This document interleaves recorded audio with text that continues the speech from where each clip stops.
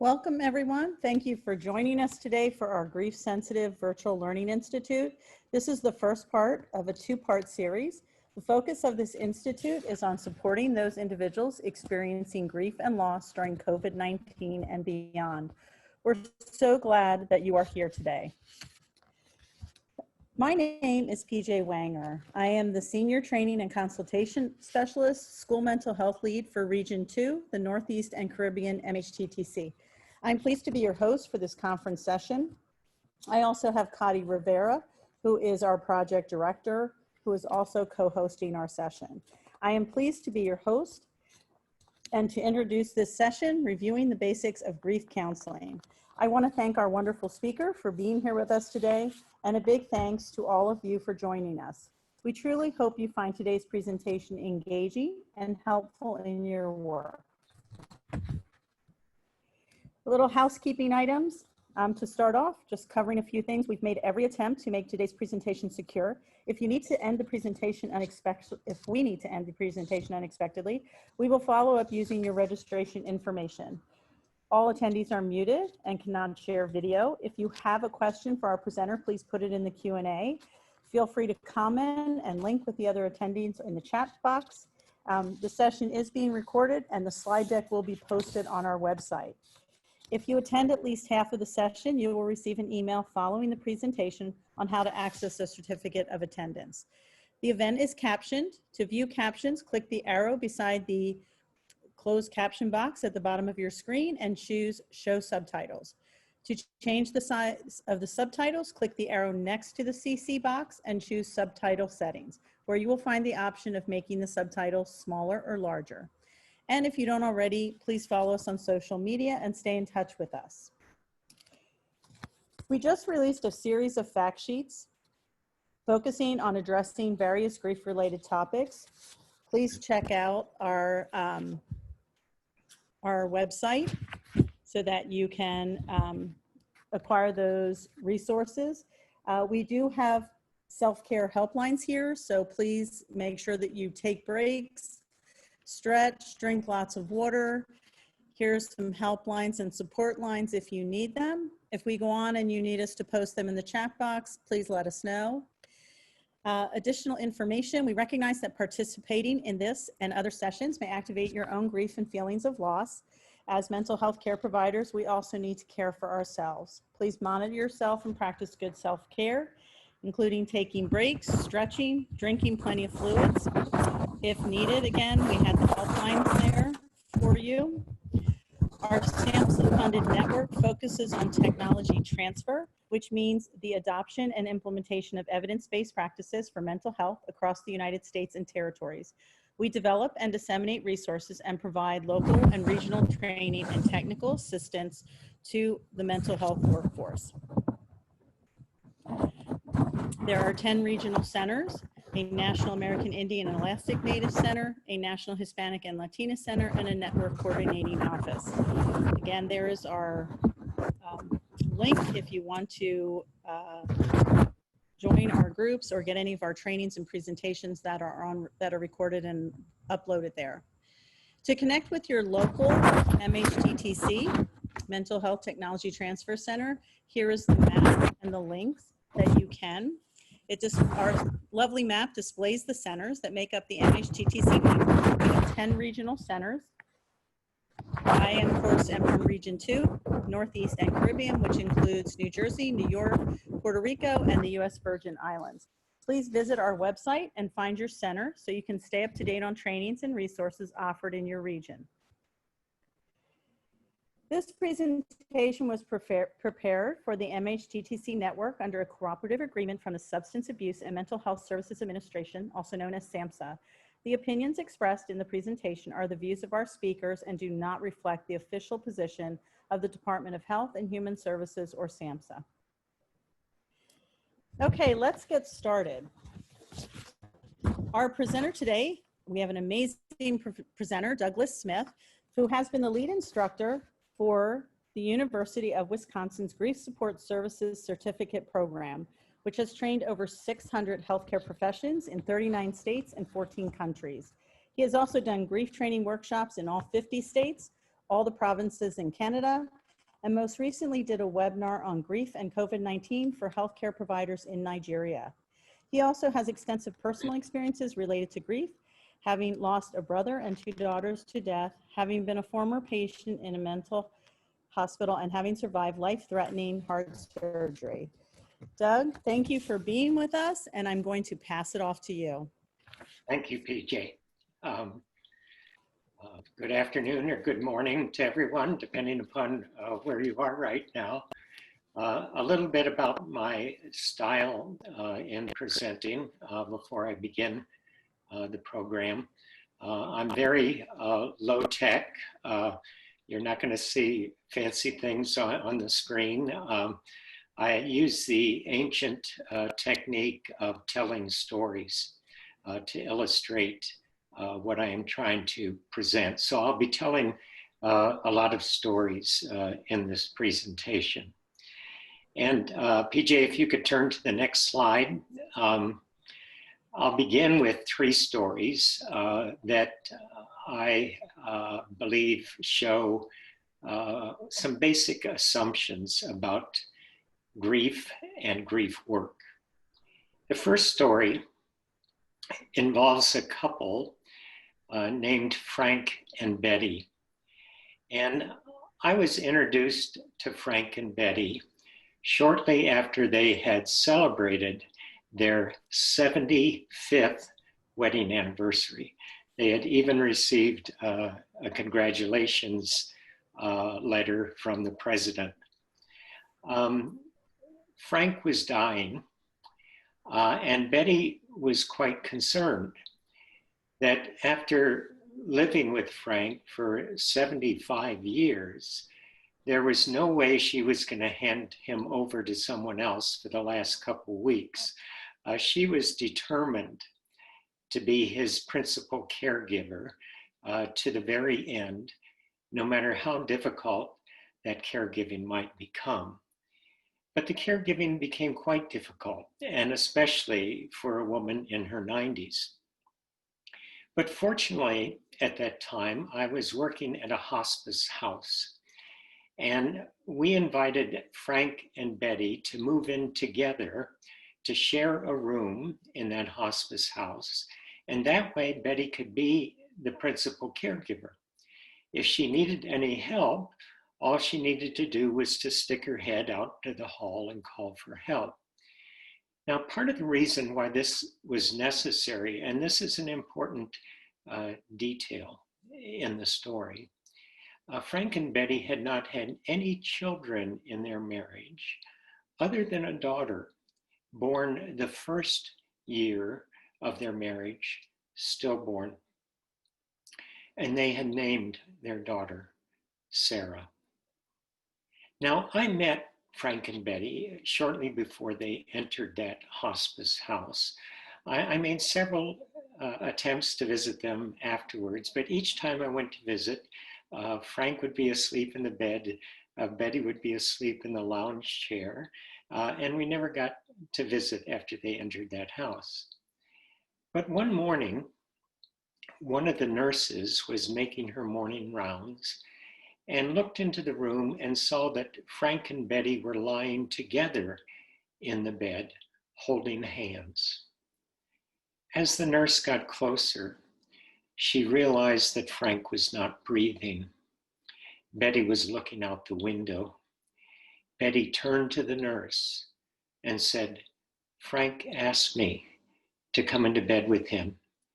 And then he asked me if it might be okay if he went to be with Sarah. I said it was okay, but I miss him now already."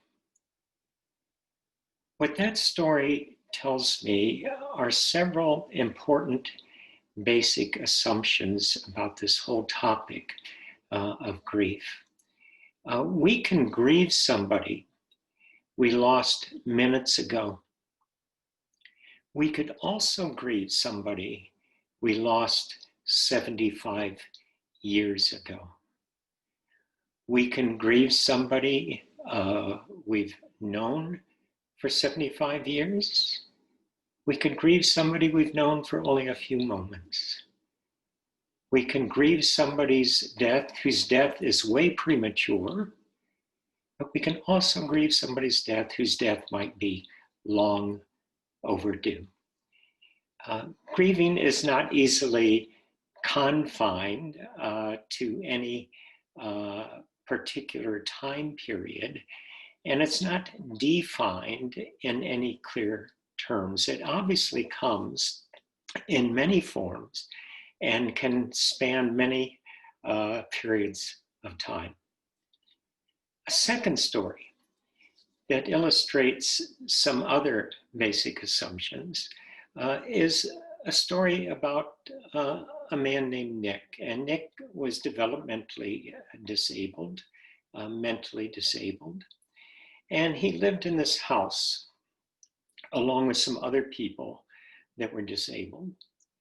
And the one thing that Nick looked forward to the most each week was that every Friday at 2:00, his dad would come to that house and the two of them would go out for a walk together.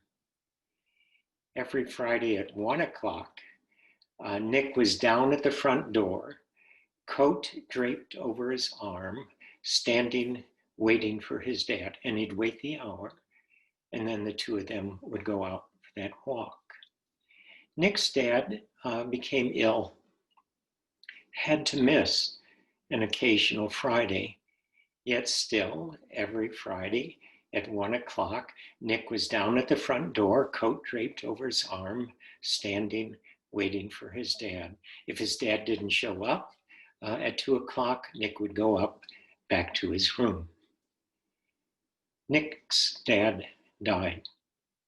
For the next 6.5 years, until Nick himself died, every Friday, 1:00, he was down at that front door, coat draped over his arm, waiting for his dad. Now, what that story illustrates are two important assumptions in grief counseling. One, our grieving really never ends. And two, our relationships with the departed never end. They are both somehow ongoing. A third story, and this is something that we're going to get into a little bit when I talk about some of the work of Terry Martin and Ken Doka. This is a story about a man named Gary, and Gary had lost his infant son.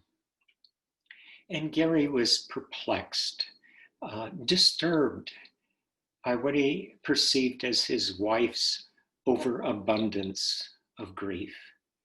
Every night, she would cry herself to sleep. Every day, she'd start crying at the drop of a hat. And not only was Gary disturbed by what he perceived as his wife's overabundance of grief, Gary was also disturbed by what he perceived as his lack of grief. He kept saying to himself, why am I not grieving? Why am I not crying? What is wrong with me? And he'd oftentimes ask himself that question while he was in the basement of his home, working on this memorial sculpture to his son. And he'd be pounding and pounding as hard as he could on that chisel and saying, why am I not grieving? What is wrong with me? Gary was grieving, just in a different way. Next slide. We'll now look at some types of grief. And these are types of grief that are different from the normal grief that we have with the normal death, as if there is such a thing, or a divorce or a job loss. And I'll try to illustrate these types of grief as they relate to the pandemic and what we've all been experiencing around the pandemic. And then I'll also talk about some other forms that this type of grief will take. First of all, there's vicarious grief. And this is when we grieve because someone else is grieving, or we're sad because somebody else is sad, vicarious grief. And we experienced this in the pandemic especially when the pandemic first started. And we were hearing about the people in Wuhan, China, or the residents of that nursing home in the state of Washington. And all of us were sad because other people were sad. We were grieving because people were caught in this situation in Wuhan, or were in that nursing home and couldn't have visitors. And so we were grieving because they were grieving. We were sad because they were sad. And we see this in the non-COVID situation when we're grieving because a friend is grieving or a family member is grieving. They've had a loss, and we feel some of their sadness. We feel some of their grief. It's a vicarious grief. The second type of grief that differs slightly from the normal is anticipatory grief. And this is when we're grieving in anticipation of a loss. We're feeling the sadness of a loss that is yet to come, or might not come, or we feel might come. We saw this in COVID, when all of a sudden that pandemic began to spread. And as it spread, we began to fear that we might be affected, or family members at certain parts of the country might be affected, or friends. And we were grieving in anticipation of a possible loss, or anticipation of our own loss or somebody else's loss. Anticipatory grief, grieving in anticipation of a loss. And we see this in non-COVID situations as we age, for example. We begin to experience some of the grief that we know is going to happen as we age. Or we grieve for someone who's terminally ill, knowing that we will soon lose them. Anticipatory grief, having that grief in anticipation of a future loss. Disenfranchised grief is grief that we are experiencing, or somebody else is experiencing, but others are belittling that grief, or not thinking that grief is as serious as the griever feels it is. In the COVID situation, if we feel that this is a very serious thing that's happening in our world, and there's others around us saying it's really overblown. You're making too much out of this. There's not that many people affected. But our grief is being belittled. It's being put down in some way or another, or not taken seriously. And this is disenfranchised grief. And we see this in non-pandemic situations when we might be grieving the loss of a pet. And somebody and this pet has been really our friend, our family member, our companion. And somebody says to us, it's just a pet, get over it. Or if we're grieving the loss of somebody that lived into their 90s, and people say, he had a good life, a full good life. Why would you grieve? He was 95. Well, it still is felt as a loss, and we don't want that loss belittled or disenfranchised.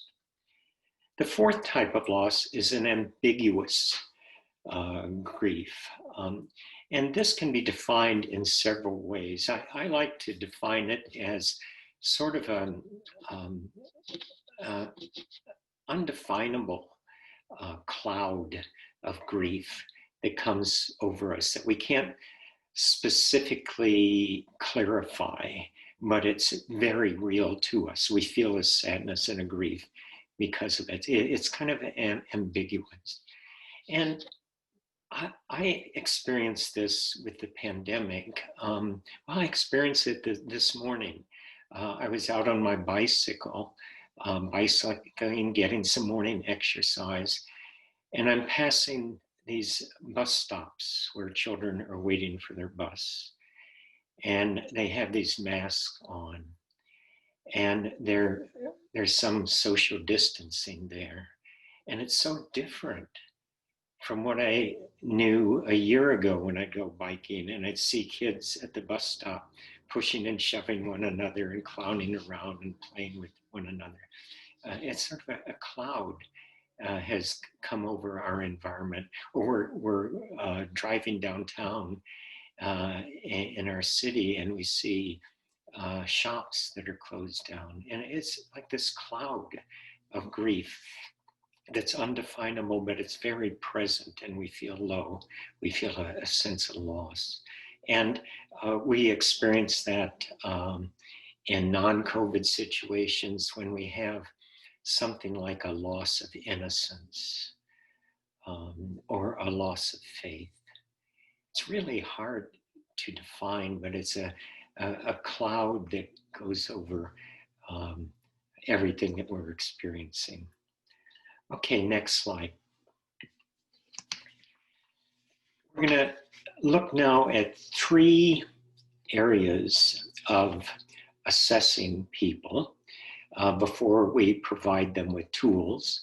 And in the November workshops, I'll be talking about the tools that we can use. But before we offer people tools, we need to assess them in 3 areas. The first area that we want to assess a person is in their grieving style, to make sure that we're giving them appropriate tools for their specific style. Now, traditional grief therapy has said that there's only one way to grieve. Traditional grief therapy has even defined grief as an emotional response to loss. That's what grief is. It's an emotional response to loss. And as a therapist, I need to help people get those emotions out so that they can heal. And that's the typical traditional approach to grief counseling.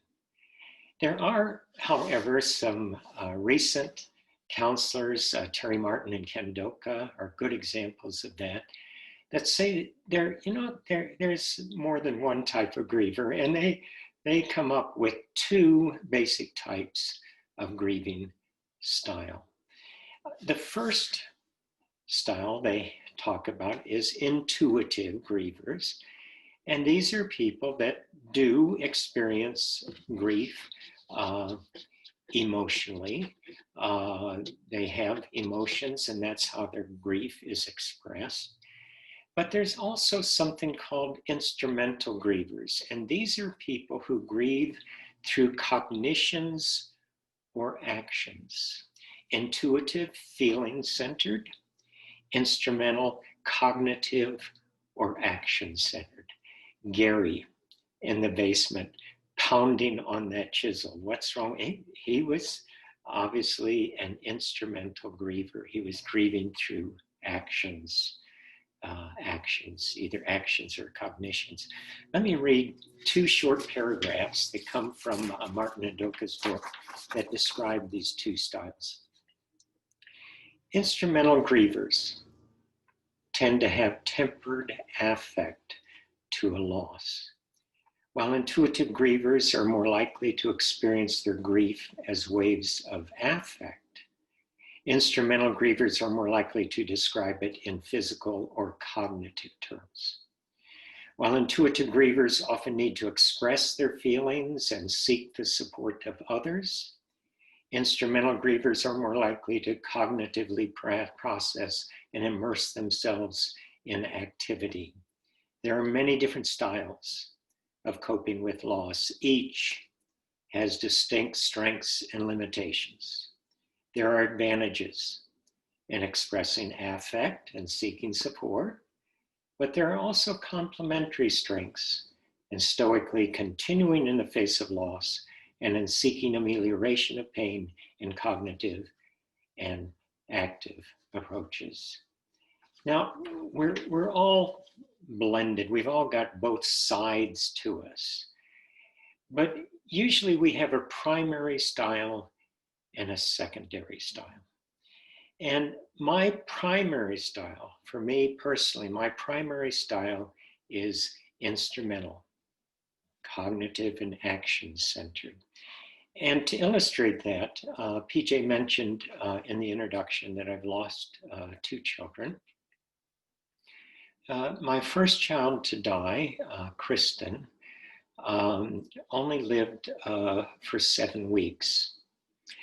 And at the time of Kristen's death, I was a minister in the Episcopal Church, and Kristen died on Good Friday. And my bishop approached me, and my bishop said, Doug, I think it's important that you stay at home with your wife, Kathy, and get all those emotions out. He said, don't worry about the services this weekend. I've arranged to have another minister come in and do the services for you, but stay at home and get those emotions out. And I responded to my bishop by saying, no. If there's ever a time that I think I need to preach, it's probably this Sunday. If anything I've been talking about for these last several years means anything at all, it needs to mean something now. So I not only need to do the sermon, I need to mention Kristen's death within the sermon. I need to do something, and I need to make sense of the death. An instrumental griever, cognitive, action-centered. An example of an intuitive griever, I was doing a workshop before a group of ministers in Texas, and this one minister came up to me during one of the breaks. He was a head minister of a large congregation in Austin. And he explained to me that his best friend had died, and his best friend was a member of the congregation. And it came time for the eulogy, and this head minister went up the pulpit. And before he could even say a single word, he started crying. And he finally just walked off the pulpit. The assistant minister went up the pulpit and gave the eulogy.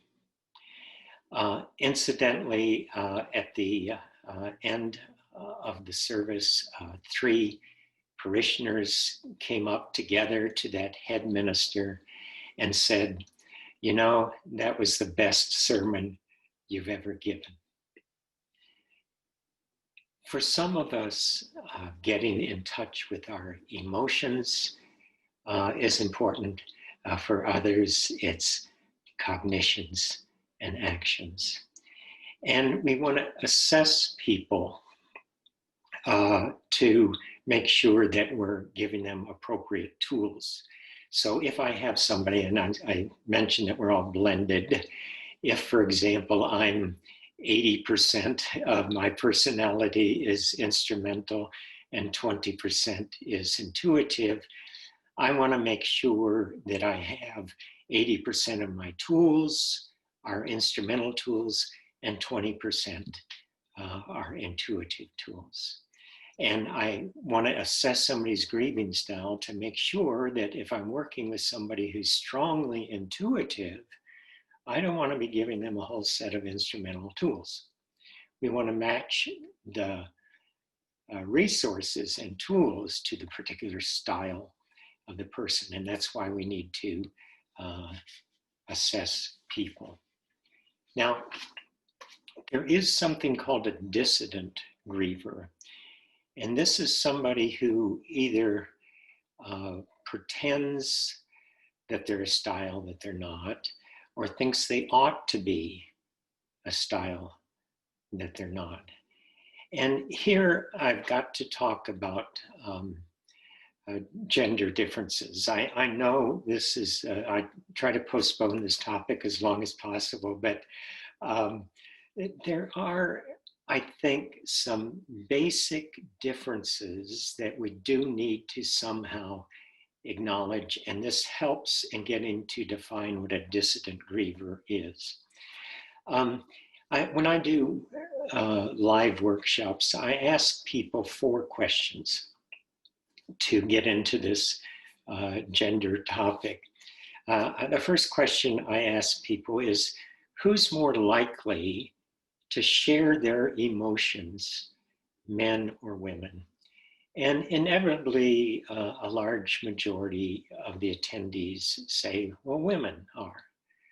The second question I ask is, who's more likely to view crying as a weakness, men or women? And once again, the majority, clear majority say, oh, men are more likely to think that crying is a weakness. The third question I ask is, when it comes to arguing, who's more likely to fall back on rationalizations? Now here it's not as strong. There seems to be a fair amount of people say men and a fair amount say women, but it's usually a little bit more men seem to fall back on rationalizations when they argue. Then the final question I ask, I said, who wants to be physically in charge of a situation? Who wants to be physically in charge of a situation? And there's sort of an even divide there. And I half jokingly say, well, men want to be, but women usually are. So after those 4 questions, we come up with the conclusion that men are usually, not always, but usually more the instrumental types, and women are usually, but not always, more the intuitive types. But what happens though if I'm a man and my primary style is intuitive? I've got to make a choice. Am I going to be true to who I am? Or am I going to be more conscious of the image people have of me as being that instrumental man? And if I choose to be that instrumental part, that instrumental person, rather than the intuitive person that I naturally am, I'm going to be a dissident griever. I'm going to be trying to pretend to be something I'm not. So that's somebody that's often called an image manager. An image manager. I'm more concerned with my image than I am with myself. Another form of dissident grieving is a penitent griever. And this is someone who is often instrumental but thinks they ought to be intuitive. Here again is Gary in the basement pounding on the chisel. What's wrong with me? That's the penitent griever. But we want to get people's grieving styles, as I say, before we offer them those tools. Okay, if we can have the next slide now. The second area where we want to assess people is in their strengths, a strength assessment. So much of healthcare, so much of counseling, so much of therapy is centered upon problem assessments. I think it's important to do a strength assessment, more important than doing a problem assessment, and especially with people that are grieving. And I'm going to give sort of a sales pitch for doing a strength assessment as opposed to a problem assessment. And one of the reasons why we want to do that strength assessment is the fact that it's much better to have people create their own self-help and self-determination rather than being dependent upon me. And we see that when we do a problem assessment. And this is the, in the typical medical model, the very first thing we do with a client is the assessment. And we've defined assessment in this way. I need to figure out what problems does this person have? How can I list the problems, sort them out, so that later on we can systematically go about relieving or eliminating the problems. That's what an assessment is. That seems like a nice thing to do for someone, but what does that communicate to the client if this is my first form of communication? It communicates to the client, this is the way I'm planning on defining our relationship from here on out. You're the one with the problems. I'm the one with the solutions. You're the one that's gotten your life kind of messed up. Why don't you hand it over to me? I'll take over from here on out, and because I'm in charge. It communicates to people a relationship of dominance. Another thing that is wrong about doing that, and especially with people that are grieving, especially if they're grieving a fresh loss. If you're working with somebody that's grieving, and in those initial stages or parts of grief, you realize that the problems we assess for on Thursday are generally out of date by about Friday. There's a whole new set of problems, or the problems have changed in priority. So when we do that problem assessment as our first form of communication, I think we accomplish two things. One, we communicate to people that they're no longer in control. And two, we gather some rather useless information. Let's look at changing that paradigm to do this strength assessment and doing that more than a problem assessment. One of the problems with, or one of the things wrong with problem assessments is that the most we can ever discover through a problem assessment, the best we can possibly achieve with a problem assessment is merely to discover where we need to go. That's all we can get from a problem assessment, is where we need to go. With a strength assessment, we've got a map to get there. The destination can even change, but I've still got a map. For example, if I'm working with a man who says that his faith is one of his strengths, I know about a resource that he has that I can help remind him of so that he can have a familiarity in coping with this new problem as he's coped in the past. He's going to realize that he has some resources, doesn't have to rely upon me for his resources. Consequently, he'll feel more of a sense of choice and control. He'll also find value in the midst of his pain and suffering, even if it's not removed. He'll also come to that important realization that he's not the one with all the problems and me the one with all the strengths. We've both got problems. We've both got strengths. And your strengths are certainly more valuable for you than mine are. Another thing wrong with problem assessments is that we're continually reminding people of things they are well aware of. Somebody could say, you know, why do you continually ask me? I know I'm having trouble sleeping. You don't need to ask me that every time you see me. I know my diet has changed. You don't need to ask me that every time you see me. I'm well aware of my problems, but I've often forgotten all about my strengths. I'd sure appreciate it if you reminded me more of my strengths than my problems. Another thing wrong with problem assessments is that many of the things we've listed as problems, I'm not too sure they're in fact problems or not. We seem to almost always list anger and depression as problems. Think about it.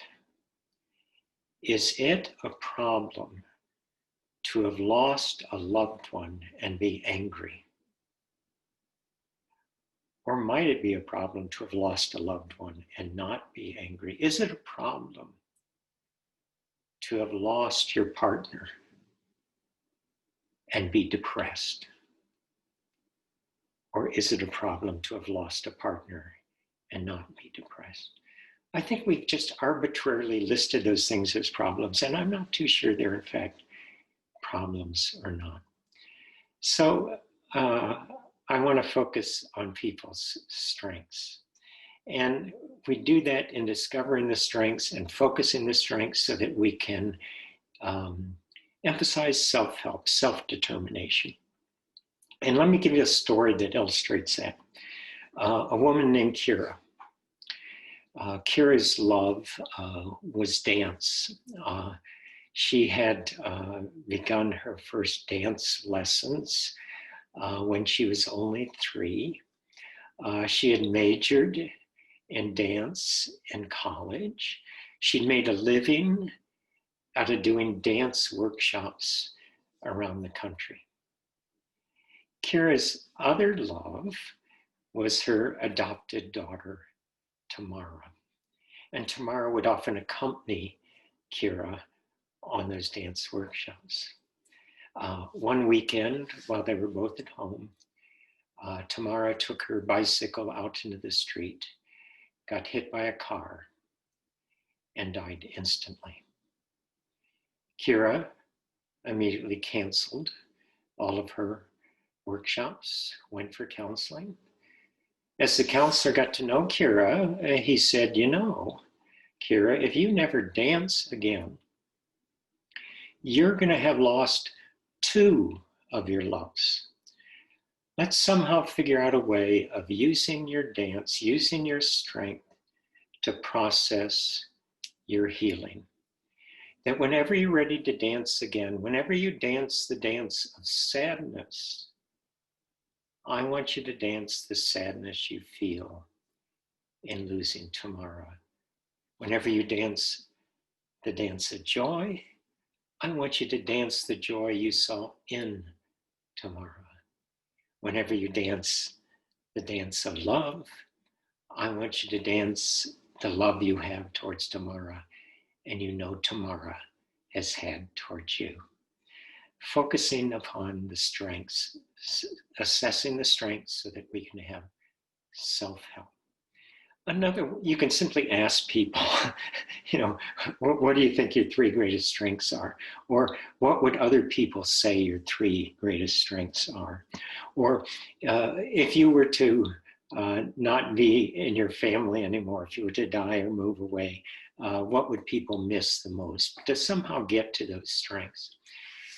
Another kind of assessment that does that, I focus on the words strength, peace, and security. And I ask the who, what, where, how, and when of each of those words. What is strength for you? Where do you go to get it? Who gives it to you? How do you get more? What is peace for you? Where do you go to get it? Who gives it to you? How do you get more? And the answers to those questions can be quite descriptive. And also, once again, we're getting people's resources. And we're also getting a way in which we can talk to this person. So that if I say to somebody, where do you go to find peace? And somebody says, well, I go inside. Or another person says, I go to a body of water. Or I go into my garden. Or I lie down in bed. Or in my bathtub. And those are the various answers that people can have as where they go to find peace. But then I've got a way in which I can have a conversation with that person, not only centering upon what empowers them, but also I can relate to them because I've had a bath, I've laid down in a bed, I've got a garden, I've been by a body of water, etc. Okay, next slide. The third area that we want to assess people is in their expectations. We want to do the style to make sure we're giving them appropriate tools for their style. We want to do the strengths to make sure that we encourage self-help and self-determination. But we also want to make sure that we're meeting people's expectations. I do this in 3 different ways, or I'd like to recommend 3 different ways of getting at people's expectations. One way is simply through asking somebody if they could describe their ideal counselor. I say, would this person be a man or a woman? Would this person be more of a listener or more of a talker? Would this ideal counselor be someone who talks mostly about your past, mostly about your present, or mostly about your future? And get this picture of their ideal counselor, then I know whether I can be effective with this person and meet their expectations. So if this person says, you know, I really can't talk to men very well, but I can talk okay with women, well, I know then that I'm not anywhere near the ideal for them. And so I need to make a referral and get them to a woman who might be more appropriate in counseling them. A second way I can get to people's expectations, and I like to recommend this for institutions, that whatever organization you work for, that before a client comes into your space or you go into their space, that the client has received a piece of paper, which is a bullet point job description of what you do, all the various duties of what you do in your job. And the person checks on that list, on that job description of what they want. They put a line through what they don't want under any circumstances, and then they leave blank the things that are negotiable. So it's a job description, various points, various duties you have. They check what they want from you, put a line through what they don't want under any circumstances, leave blank the things that are negotiable. This is helpful for us, first of all, because we know exactly what's expected of us before we walk in the door. We're also alerted to some mistakes that we might innocently make. Let's assume that I'm a social worker. I'm working with Phyllis. Phyllis has had a good week. Later in the week, I receive a telephone call from Phyllis's sister, Alice. And Alice says, how's Phyllis doing? And I said, well, she had a pretty good week. End of conversation. Next week, I go and see Phyllis. I say, Phyllis, oh, by the way, Alice called. I said you were doing fine. Phyllis's response, you talked to Alice? I don't want anyone talking to any of my relatives about what's going on with me. And all of a sudden, I went crashing through a barrier that I didn't even know existed. But if ahead of time, Phyllis had seen my job description and saw that one of my duties as a social worker was to promote family communication, Phyllis would put a line through that. And she would say, don't you dare do that in my family. And she'd alert us as to her expectations before we go stomping all over them. A third way is to, I've got a one question care plan. I really have got a lot of feelings about how computer work and paperwork has gotten more and more and more and more and more. I remember in hospice, when I first got started in hospice many years ago, we would do time studies. And I remember in some of those initial time studies, the average nurse and social worker were spending between 10 and 15% of their time in record keeping. The latest study I've seen, even in hospice, which is supposedly an alternative to the medical model, that the latest time studies have nurses and social workers doing between 50 and 60% of their time in record keeping. More time on computers than with people. We got to change that. There's only one question we need to ask people for the care plan. And it's the same question that's asked by the counselor, by the social worker, by the nurse, by the chaplain.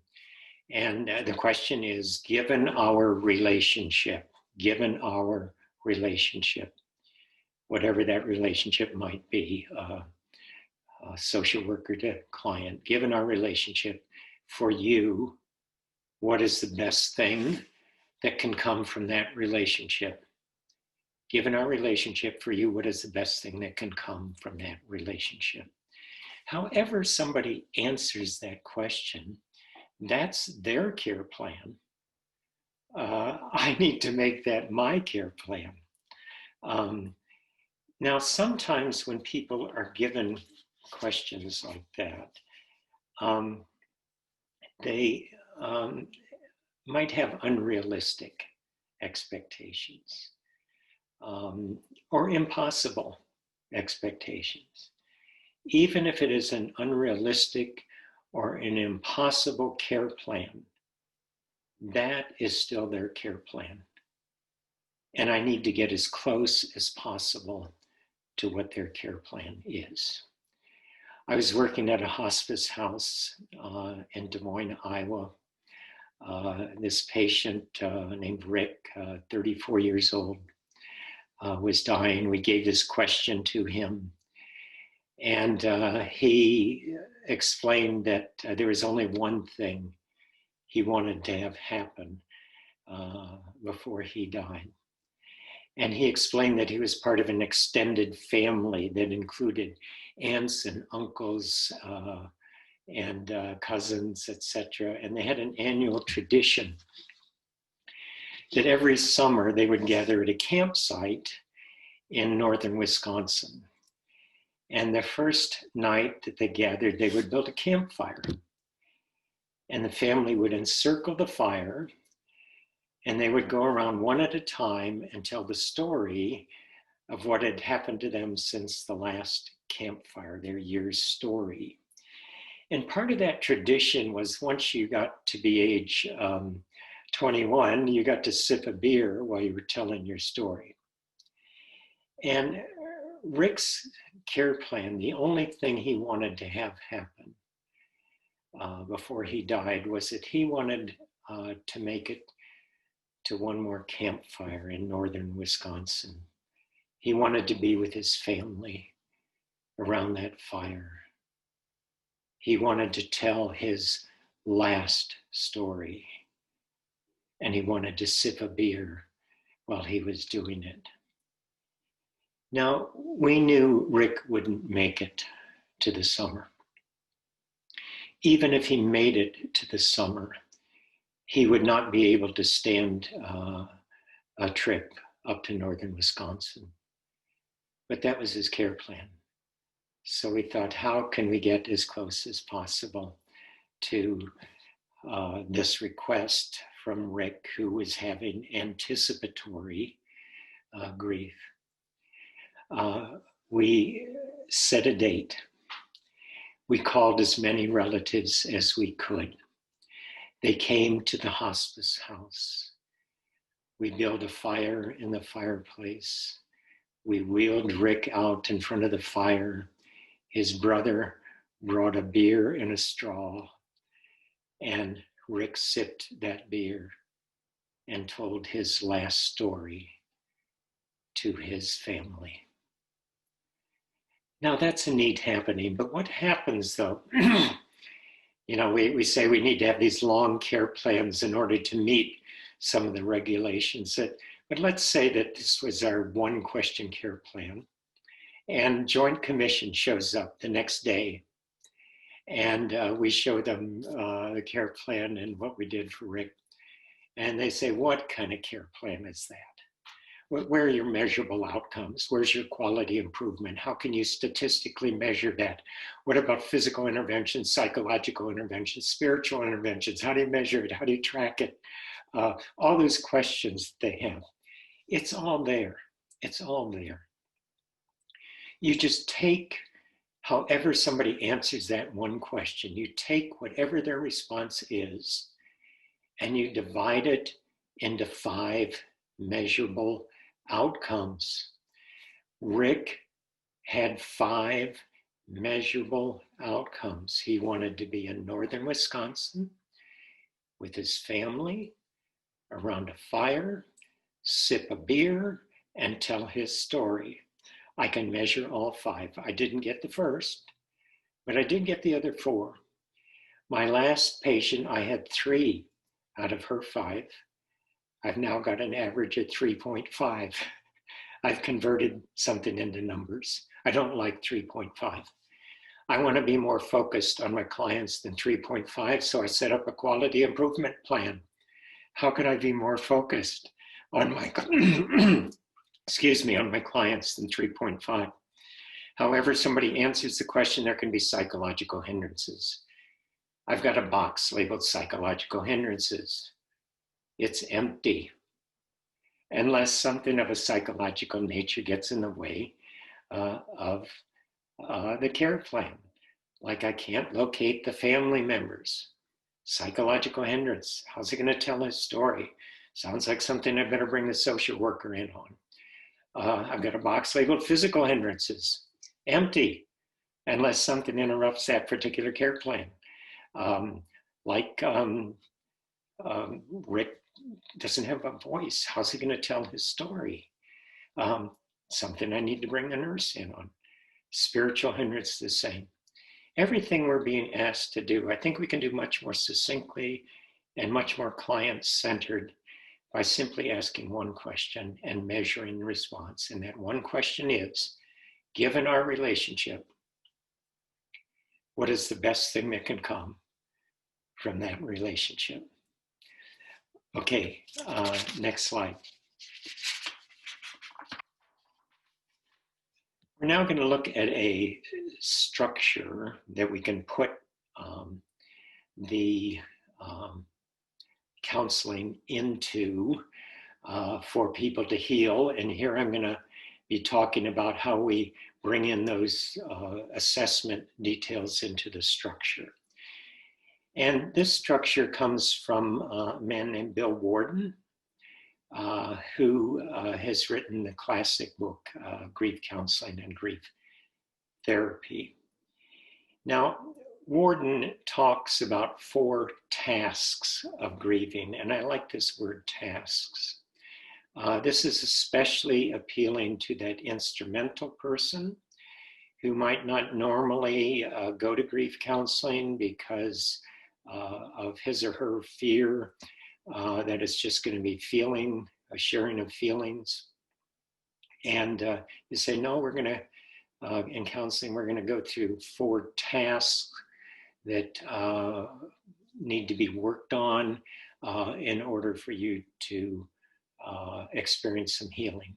And the instrumental person might even get excited, a 4 task. I like that. I'll come into counseling to figure out what those tasks are because I know how to do tasks. I'm going to look at each one of these tasks that Warden says we go through in counseling. And with each task, I'm going to interpret it from the intuitive perspective and from the instrumental perspective. And with each task, I'm going to be talking about a different role that the counselor takes in that task. And there are 4 different roles that the counselor does for each of these 4 different tasks. The first task is to accept the reality of the loss, says Bill Warden. That's the first task, to accept the reality of the loss. Now, initially, after a loss, all of us respond, whether we're instrumental or intuitive. We seem to all respond in the same way initially. And initially we go through a period of numbness or confusion. And that numbness or confusion can last anywhere from a couple hours to a couple days. But after that numbness passes, our primary styles begin to assert themselves. And they first assert themselves in the form of a turmoil. If I'm intuitive, I have an emotional turmoil after the numbness. All these emotions pop up, and usually at the most inappropriate of places and in the most inappropriate of times. I'm at the grocery store, and I see something on the shelves that reminds me of the person that has died, and I start crying. I get to the cashier and I start yelling at the cashier. All of these emotions are popping up, and they're usually at inappropriate places, inappropriate times. It's just an emotional turmoil. And that's what happens after the numbness for the intuitive person. For the instrumental person, there's all of these questions pop up, all of which are unanswerable questions. It's a cognitive turmoil. Why me? Why now? What am I supposed to do? How am I going to ever adjust to these things? And they're all unanswerable. The counselor at this particular place in the counseling is sort of a guide, counselor as guide or signpost, pointing to the loss. If we're ever going to get beyond this turmoil, whether it's emotional or cognitive, we've got to focus on the loss. So let's look at the loss, accepting the reality of the loss, counselor as guide.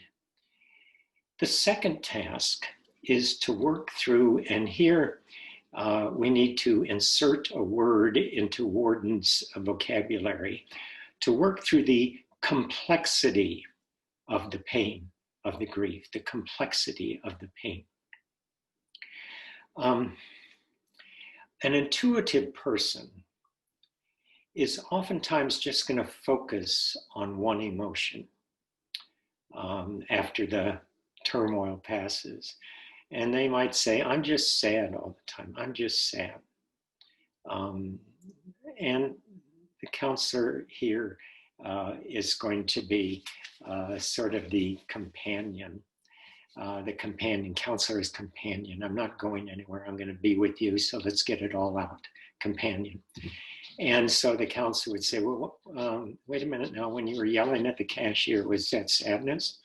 Or was that something else? And we can talk about the various emotions that arise.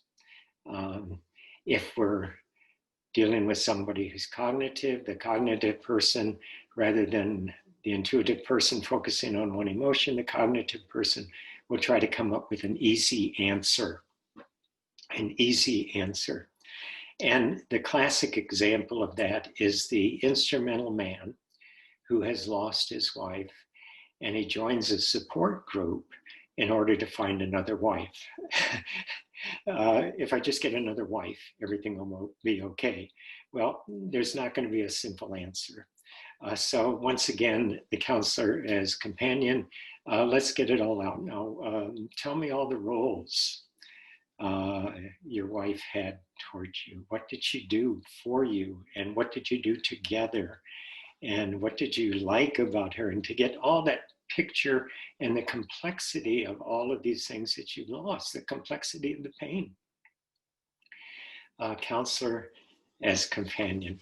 The third task is to adjust to an environment in which the deceased is missing. Here, we've got to, if we're working with somebody, this adjusting to the environment, we need to somehow come up with a plan here. And here the counselor is the helpmate, counselor's helpmate, to come up with a plan to adjust to the environment. And here's where the assessments come in. We want to have that plan based on the griever's style. Whatever the plan is, it's going to have to be focused on the style of the griever. So if they're 80-20, we want to make sure that if it's 80 instrumental, 20 intuitive, we want to make sure that the plan addresses that.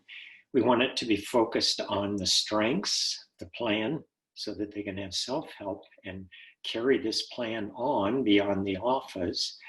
And thirdly, we want to make sure that the plan is meeting their expectations. This is what they want to occur now in the present and in the future. So we design that plan, and the counselor as helpmate in effect says, you know, I've worked with other people that have experienced loss. Nobody has experiences everything the same. We all experience things differently. But I've been with some people that have had some similar kinds of feelings and thoughts that you have. So let's work together and try to come up with a plan that addresses your style, your strengths, and your expectations. Counselor as helpmate. And then the fourth task, and here we want to insert some words too, to emotionally and or cognitively relocate the deceased and move on. To emotionally and or cognitively relocate the deceased and move on. Here, it's sort of a double loss, because now the client is going to be losing us as well. But we can say to the client, you know what? You can do it. And you know why you can do it? This plan. And first of all, the relocation, if we're working with somebody that might describe themselves as religious, that relocation might be in spatial terms. The person is not in this world, but in another. If we're working with someone who would not describe themselves in religious terms or spiritual terms, the relocation might be in temporal language. The person is not here as they were before. They're just not here now as they were in the past. There's a temporal change or a spatial change. But this task, rather than being the most difficult, can be the most easy, because we can say, and here's the counselor as enabler, and in the positive sense, enabling in the positive sense. We say to the client, you know, you can do this plan because this plan is based on your style, not on mine. The plan is based on your strengths and not on mine. and it's meeting your expectations. You've got it. You've got it. But now you need to do it. So we've emotionally or cognitively relocated the deceased, and we're now ready to move on with life. Next slide.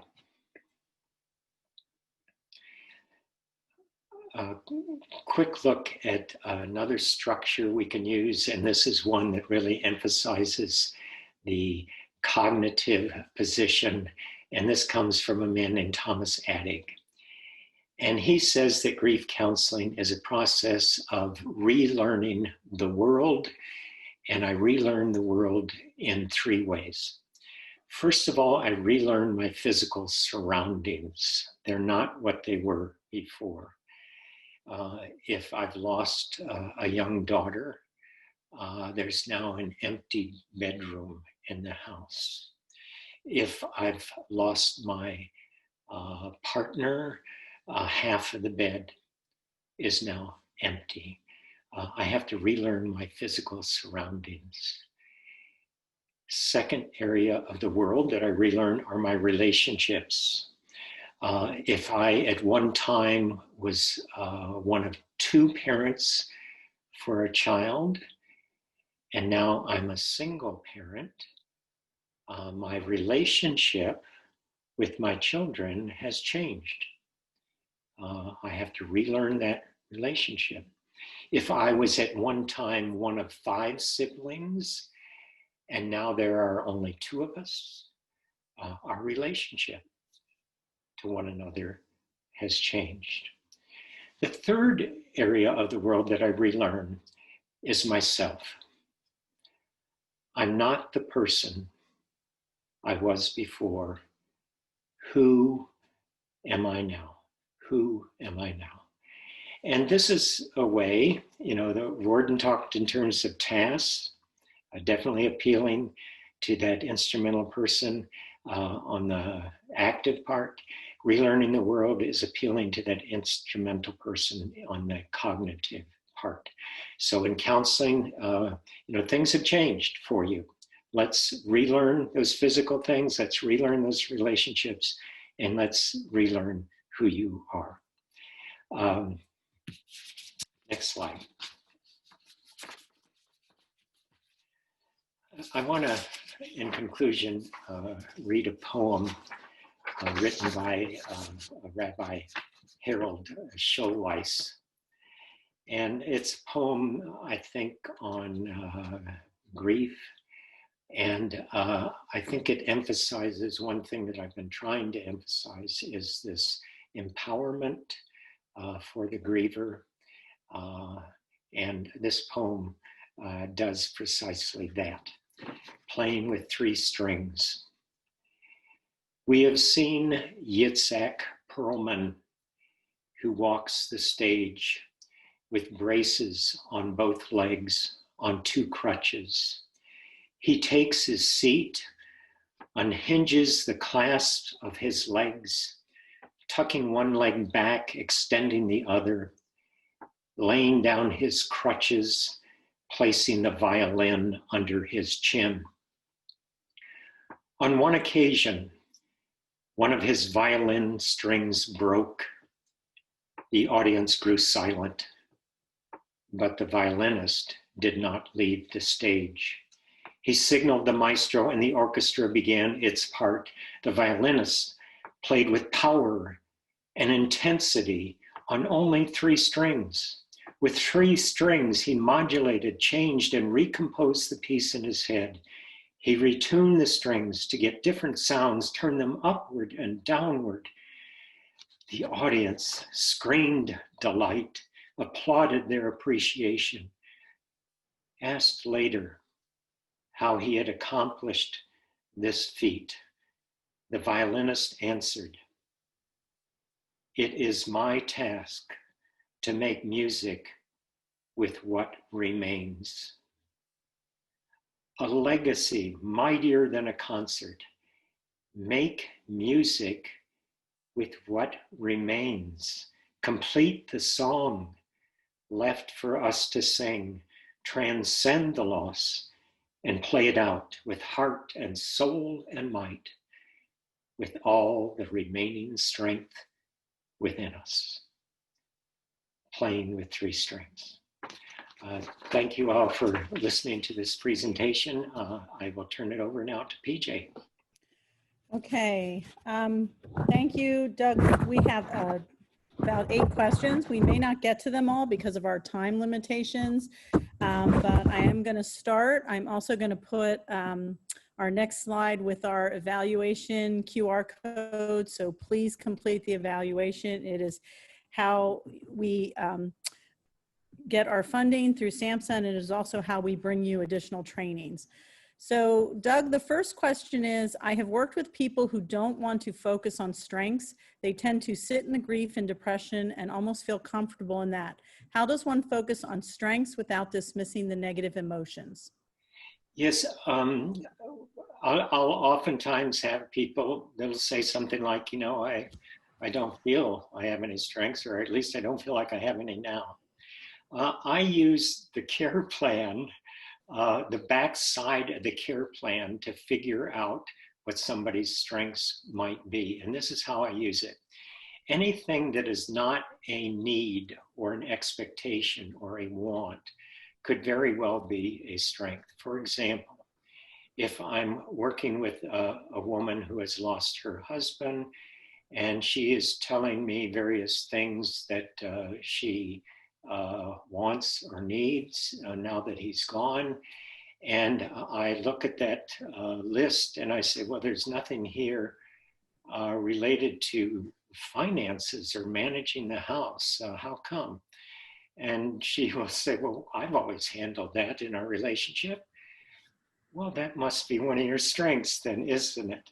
And she said, well, I guess it is. Or a man who's lost his wife, and I see all these wants or these needs, and I don't see anything related to, you know, a spiritual or a philosophical or a faith need that this person might have. And I question them. I say, you know what? What's that all about? And the person says, well, I've always had a really good perspective on life and what life is all about and what it needs to be.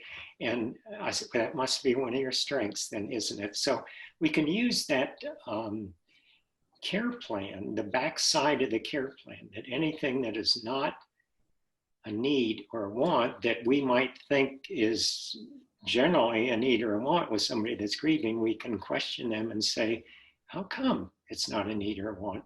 And it could very well be one of their strengths. Okay, next question, Doug. I wonder what could be helpful in helping people process the loss of their preferred strength. For example, if they love dance but not being able to engage in dance due to current physical limitations. That's a difficult one, but my immediate response is that, and I've known a couple people that are dancers. In fact, in the program that I teach at Wisconsin, this grief certificate program, we had a dance instructor from the university. She teaches just dance courses at the university, came and participated in the whole class. And to me, when I meet dancers, this woman, she was dancing in her chair. I could tell by just looking at her. Her interactions with people in her small group was a dance. She walked with a dance. And even if she had, if I'm working with a dancer that is even on crutches, you can kind of, they use their crutches as if they're dancing. And life can be a dance. And to talk to people about, you know, is dancing just related to how you can move your feet? Or what is the philosophy of dance? How can you dance through life? How can you dance through this grief that you have now? What does that mean to dance even if you don't have legs? What does it mean to dance if you can't even move? Is there a way of dancing in life? And I think anybody that has been a dancer can answer that question, even though they're obviously very depressed, that they can't do dance the way they used to do it. Okay, thank you, Doug. Next question. What strengths assessments would you recommend? I simply ask people to write down what they think their three greatest strengths are. And more often than not, people will say, have three strengths that come to mind. You can also say, when you're gone, what is your family going to miss the most? That's another way of getting at them, those strengths. And that who, what, where, how, and when. Sometimes, even though I have a strength that I say is my strength, it might come from a certain teacher I have, or a certain guru I have, or a certain faith leader that I have. And yet it's a strength that I've incorporated into my life. And so even when I ask, who do you go to find strength? I'm discovering where their strength is and doing it that way, sort of an indirect way. Who's giving strength? Yeah. Okay. Sorry, Doug. Next question. When working with teens, how do you address if there are differences in what a parent wants for their teen and what the teen wants to work on? Wow.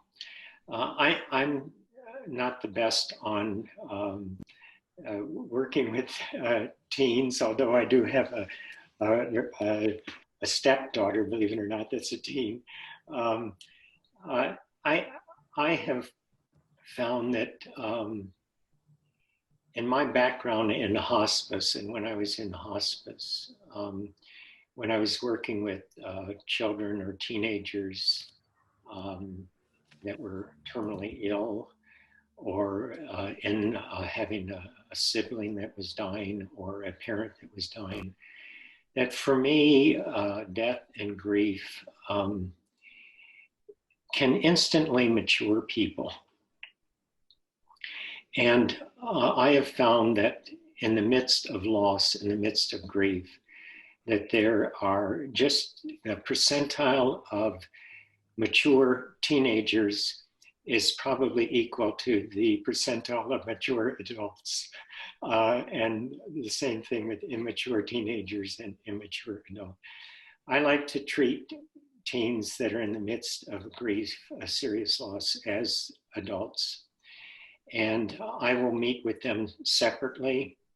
And just like in marital counseling, the relationship with a parent and a child can be treated the same way as if we're working with two equals, in which I would have separate meetings with each, and then a meeting together, and to try to do some kind of contract or negotiation in whatever those differences might be, and to make sure that I, in my session with the adult, emphasize with the adult in that single session that this loss has matured your teenager, and you might want to treat him as a regular teenager when it comes to social things, but when it comes to this loss, you might want to treat him a little bit differently. And so let's have this together meeting, and we'll kind of negotiate your differences right now, but let's try to negotiate as equals in this grief, because grief is a leveler. It levels people in age, in income, in prestige. We're all in this boat together as equals. Okay, next question. I think we're only going to have time for a couple more. Do Okay. you share the 4 tasks with the client, or is it more for counselor reference? I often share them with the clients. Not all 4 at once. Usually I start the session. We do that, or first couple sessions while we're doing that first task. And then after we've been focusing on the loss, well, then I might bring in Warden's work and say, you know, there is quite an authority on grief work that talks about the healing process. And we've been dealing with one of the things that he talks about as a task, and he talks about 4 tasks. And we've been doing the first one. And this is the way he defines that. And then I might bring in the other 3 at that time as well and say, this is what we're going to try to focus on in the future. But I wouldn't bring that up in the initial session, but as a way of looking back and looking forward after we've had a couple sessions. Okay, and I think the last question we're going to get to with our time frame is, what questions are appropriate in an ideal counselor assessment? Are there standard questions I can find somewhere?